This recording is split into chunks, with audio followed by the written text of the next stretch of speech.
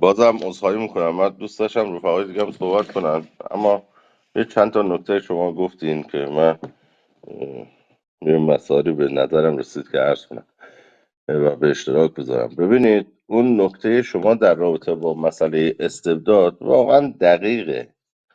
مثلا اینکه این استبداد، حالا این استبداد پهلوی، خب بعد هم حتما تاثیرات استبداد جمهوری اسلامی طی سالهای آینده، حالا این جمهوری اسلامی برود و مسائل بعد از اون و ریشه هاش و تاثیراتش در جامعه چه خواهد شد، قطعا در آینده این مسئله رو جامعه خواهد دید. همونجوری که ما امروز داریم میبینیم تاثیرات استبداد پهلوی و پشبندش استبداد به اصطلاح جمهوری اسلامی امروز به طور روشن ما داریم میبینیم. بحث این مسائلی شد که اخیراً خیلی هم در این فضای مجازی این مسائل اومده و این واقعیه. من اینا رو عدم بینش سیاسی میبینم آقای بدیعی. در زمان پهلوی در اون استبداد، خب یک شیوه مبارزه، یک شیوه به قول معروف پیشروتر بود، جهانی تر بود، مد بود، در ایتالیا بود، در آلمان بود، در نمیدونم جنبش های آزادی بخش کشورهای آمریکای جنوبی بود، نمیدونم در ویتنام بود، در لبنان بود و یعنی میشه گفت که در دنیا یک نوع مبارزه ای بود که خیلی جوان ها هم بهش علاقه داشتن. خب جزوات و کتاب های زیادی هم بود و مسائلی بود. حالا در اون استبداد پهلوی ما بخش عظیمی داشتیم خب جذب این گرایش شدن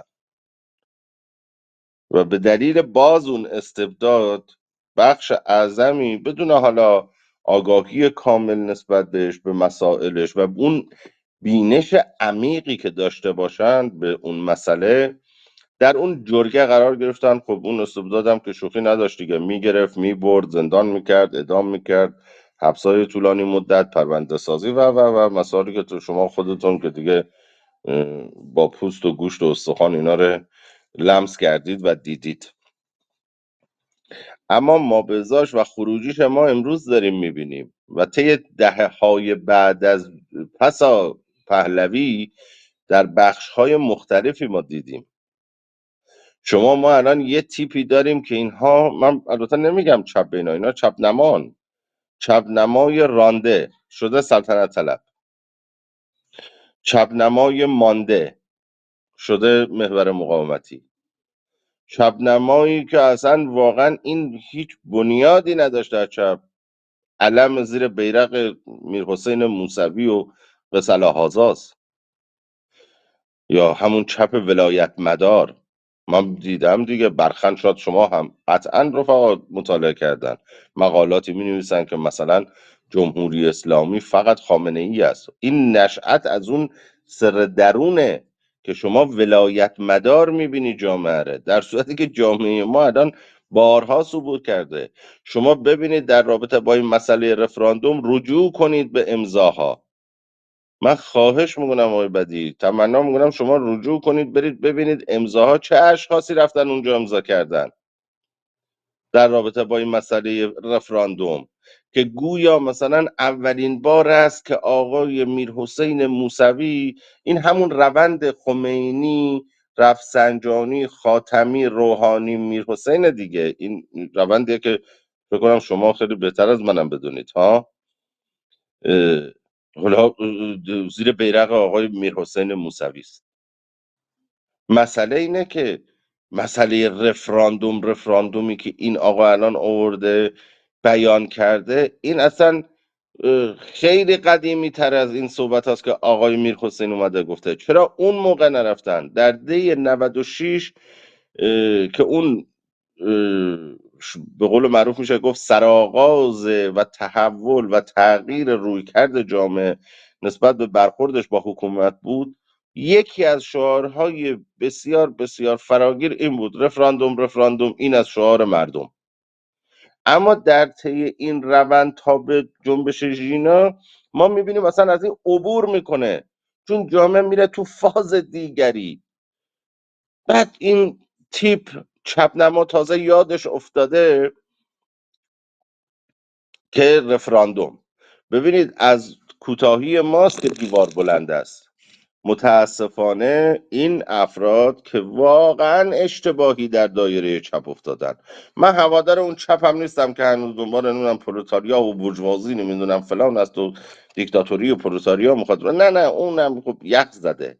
مسئله اینه که در این دایره شما رجوع کنید به زندانهای ایران، به این فعالین جنبش های اجتماعی یا در خارج از کشور هم بسیار نیروهای ارزنده هستن در این دایره. اما این میشه که نام بد میشه. آقای بدیعی، من 57 نبودم، علیه کسانی هم هستم که این واژه 57 میکنن، اما به واقع واژه 57 مگه میشه فقط تحت تاثیر تبلیغات باشه؟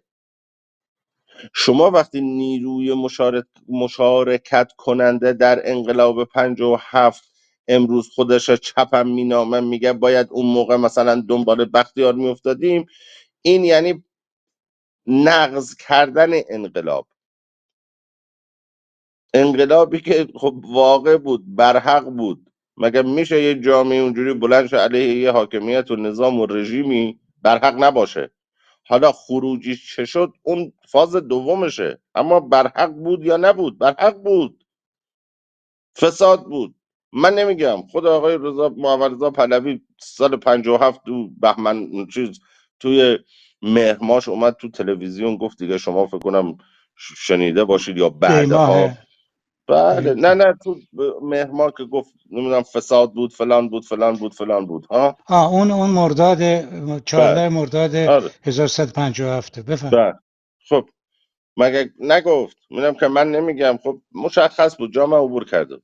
اما متاسفانه امروز گرفتاری ما همینه. گرفتاری ما اینه که متاسفانه ما یه تیپی هم داریم که ولایت مداره و این خجالت آوره. یعنی جامعه امروز ایران تحول رو در این میبیند که مثلا خامنه ای بمیرد یا خامنه ای نباشد. خب نباشد، خمینی هم اون موقع سال 68 میگفتن بره بمیره، نباشه حتما این حکومت فلان میشه. نه، ساختار اصله. میگم متاسفانه از این کوتاهی ماست که دیوار بلند است. مسئله 57 هم عرض کردم، همین افرادن که باز شدن یک واژه‌ای بیرون بیاد به اسم 57. وقتی شما میری پشتش، وقتی نگاه میکنی یه کسی مثل من دهه 60، خب من نمیتونم بیام در مورد 57 حرف بزنم چون در اون واقع نبودم. اما وقتی مینگرم که کسی که در اون واقع بوده و خودش رو چپ معرفی میکنه و خودش رو فلان و میاد آنچنان میگه، خب قطع به یقین این یک خودزنیه در سطح بالا و متاسفانه امروز هم داریم مابزاش میبینیم. امیدوارم حالا این رخدادها و این مسائلی که پیش میاد خوشبختانه تا یه حدودی صف‌بندی‌ها رو مشخص کرده و مشخص کرده که کی کجا وایستاده، کی چه میگوید. خب جامعه وقتی که در دهه 70 و 80 آنچنان مسائلی وجود نداشت که بگیم تغییر رژیم میخواد یا انقلاب میخواد، رخدادهای پیش می اومد، اما بیشتر مردم ما، جامعه به تغییرات درون به اصطلاح نظام چش داشتن. حتی تا اردیبهشت سال 96 هم 72% مشارکت میکنه در رأی دادن. این شوخی نیست. بین دو آخوند ارتجاعی، یکی سالها و دهها مسئول شورای امنیت ملی بوده همون روحانی، و اون یکی هم که رئیسی بود، جنایتکاری که خب دیگه کمتر آدمی هست که نشناسه اینه در جامعه. اما 72% تا تا اردیبهشت 96 پای صندوق های رای شرکت میکنن. این تغییر روی کرده جامعه از دی 96 کتاب امروز هم این نهال کاشته شده سال 96 تا به امروز در حال رشد و پرورشه و هرچی هم جلوتر اومده خب شاهد این مسئله بودیم که دستاوردهای بیشتری داشته، مبارزات گسترده تر شده، طولانی تر شده، فراگیرتر شده و مسائلی که دیگه ها در جریان هستن. اما نقش این افراد این را هیچ وقت نه تاریخ فراموش خواهد کرد، نه ما فراموش میکنیم و نه دیگران که در این بزنگاه ها چه موضع هایی گرفتن، چه گفتند و چگونه پیش رفتن. مرسی، ممنون. من این چند تا نکته رو میخواستم عرض کنم خدمت. سپاس از شما.